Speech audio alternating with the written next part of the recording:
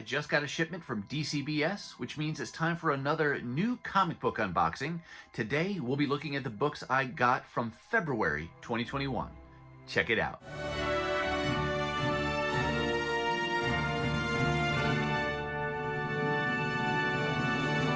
Hey everyone, and welcome back to the channel.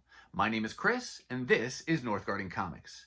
Today we're going to do a new comic book unboxing. I say unboxing because I get my new comics a little bit differently than I used to, at least. I don't go into the shop every week and pick up new comics through a pull list. Instead, I actually pre-order all of my new books, or most of my new books, online through a service called DCBS. And each month, I get one shipment with all of the books from a particular month in that box. So today I've got this box here, and this contains all of the books that were published in February 2021, but I ordered these back in, I guess that would have been December. And so once a month then, I do a video and I show you the new books that I got. In just a minute, I'm going to turn the camera around and give you a closer look at this unboxing. But first, let me say, if you like this kind of content, please take just a second, hit that subscribe button. And as you watch, if you see something you like, give it a thumbs up. And as always, please let me know your thoughts and questions down below. Housekeeping out of the way, let's get me out of the way and give you a closer look at these books. All right, let's dive in and get this box open here. I used to look forward to New Comic Book Day every single Wednesday, and it was a little bit of an adjustment when I switched to this pre-order service, but now that I get books only once a month, I still look forward to that day when tracking says my package is about to arrive with just as much excitement as New Comic Book Day.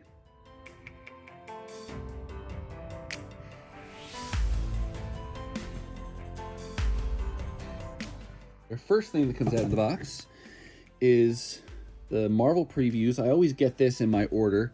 This is free, so we'll take a look at that in a little bit here. Here's the stack of new books for this month. It's always well packaged and secure, wrapped in a overall bag and taped shut. So we'll get this open here. There's usually a couple of extra backing boards as well, just for a little extra stability. All right, I've got all the books out of their packaging. So now we'll just go through them in the order that they come out here. First up is Transformers Escape.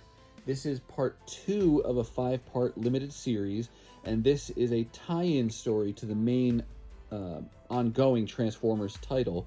I have not read issue 1 yet, and I will wait until I have all 5 of these, and then I'll read them all at once. Next up here, we've got Sword, one of the newer ongoing titles for the X-Men line. This is Sword number 3. We'll see how long it lasts. It seems these days that many titles don't go very long. 6, 12 issues is far more common than perhaps we'd like, but we'll see how long Sword goes for. I like the artist on this series and the concept of, X-Men taking over this Sword facility and protecting the world against extraterrestrial threats. Seems kind of cool, so we'll continue with this one. Next up here, we've got Daredevil number 27. This is the Lupacchino Masterworks variant, and I'll say this is the only Masterworks variant I ordered, but it is kind of cool looking. And Masterworks meaning it's styled after the way they do all the covers for the Masterworks collected editions for the various Marvel titles, but that looks pretty cool, like that variant. Here we've got a book that a lot of people were talking about, and I've read portions of it, but I have not read the whole thing. I think I've like a preview or whatever. This is Radiant Black from Image Comics. This is issue number 1, and this is the cover B by Ferragato and Costa. I thought that looked pretty cool. Here we have X-Men Legends number 1. I did decide to take these out of the bag and board because I was getting a little too much glare. But I don't know how long this one's going to run either, but I think these are telling like flashback stories that take place probably during, in comic time, it would be like the 90s, when you had X Factor was really popular, Cable was really popular, a lot of these titles. You even have Extreme here, one of these really, he really kind of really embodies the extreme nature of 90s comics. So, don't know how long this will run, but this is the Gleason Stormbreakers variant. And I didn't see this one ahead of time. I just took my chances, and it looks pretty cool. Love Cyclops. You can see Stormbreakers. This is the next generation of elite artists, so Gleason is counted among that number there. Then we have Marauders number 18, just the next issue in this ongoing, and this has been one of my favorite ongoing X-Men titles. Great art, great cast of characters. I like how they're bringing Pyro into it, and his dynamic with Iceman, and Bishop has always been cool, and love having Kate Pride running the team. So looking forward to that one. Here we have Cable number 8.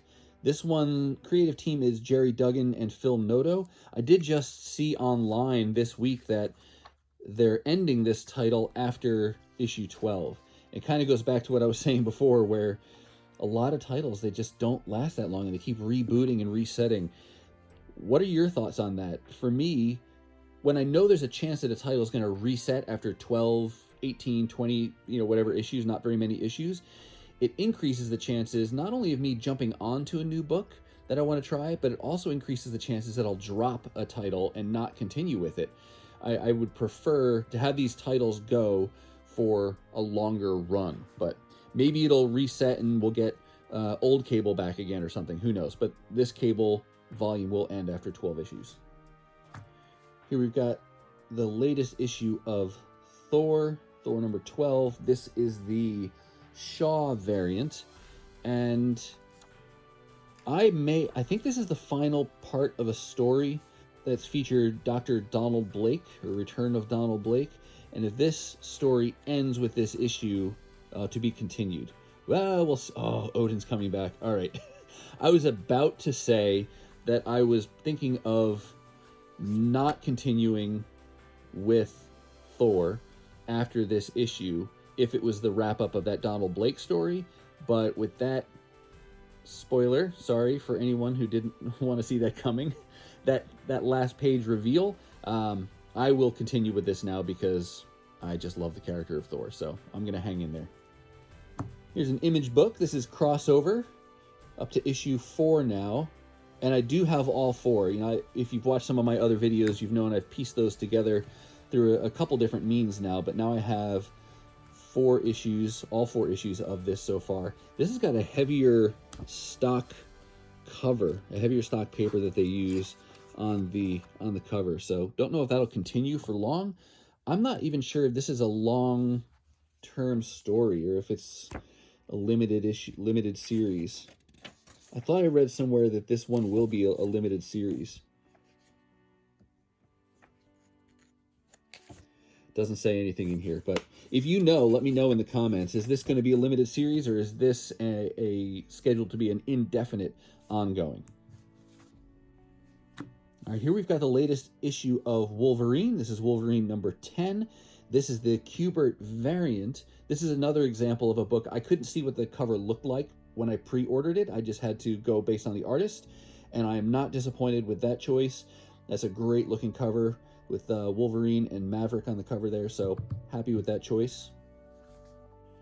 And then the last book for the month is X-Men number 18, another variant. This is the Peach Momoko variant.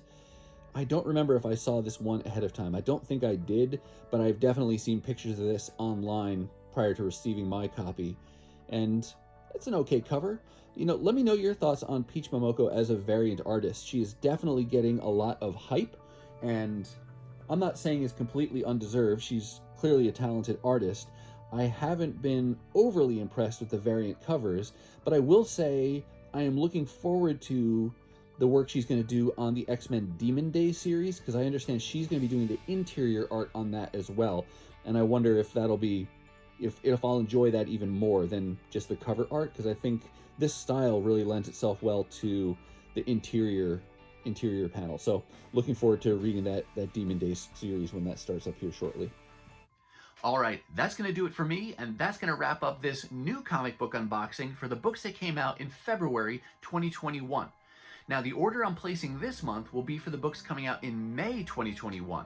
What are you looking forward to? Are there books that you're looking forward to continuing with? Are there new things you're looking forward to start? Or are there titles that you're kind of worn out on and you're ready to drop? Let me know in the comments down below. If you're ready for some more YouTube fun, I've got a couple hand-selected videos here for you to check out. As always, thank you so much for watching, and I'll see you next time.